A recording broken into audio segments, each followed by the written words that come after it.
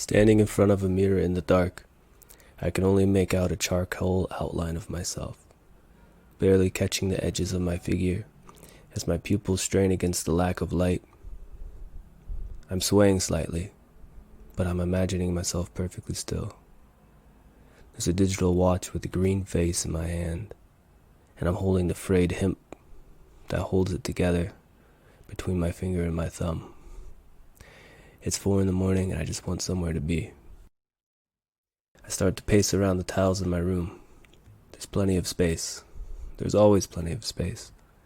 I stride through the doorway into the living room. My apartment is void and empty, besides myself and some odd bits of furniture I found along the road. An old rocking chair sits in the middle of my front room. I put it there a few weeks ago and haven't moved it since. I haven't even sat in it yet. I give it a push now as I walk by, so it starts to rock back and forth, all empty and yawning like it has a memory.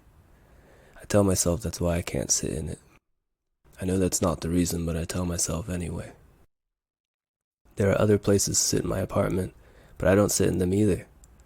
I can't sit down here because there's too much that needs to be done. I think I want to be somewhere else so I can sit down. I say this out loud, but no one's around to agree with me, and my apartment can't give an answer. It doesn't feel right here. I thought it would, but I was wrong. A few weeks ago, someone broke in, but they didn't take a single thing. I wish they had taken something, but they didn't. I had come home, and the door handle was bashed in, and my mattress was thrown across the room. I got my door handle fixed, but I haven't locked my door since the break-in. Near the front door, there was a footprint on a piece of paper that was lying on the floor. It's not my footprint.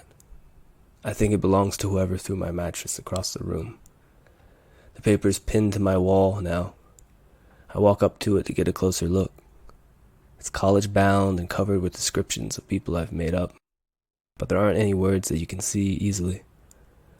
I press my hand against the paper, just covering the footprint. Who would break in and not steal anything? The idea floats in my head aimlessly.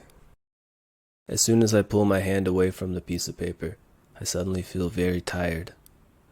I sort of let myself down onto the floor and close my eyes and lay there for a while. I'm still lying on my floor when sunlight starts to break.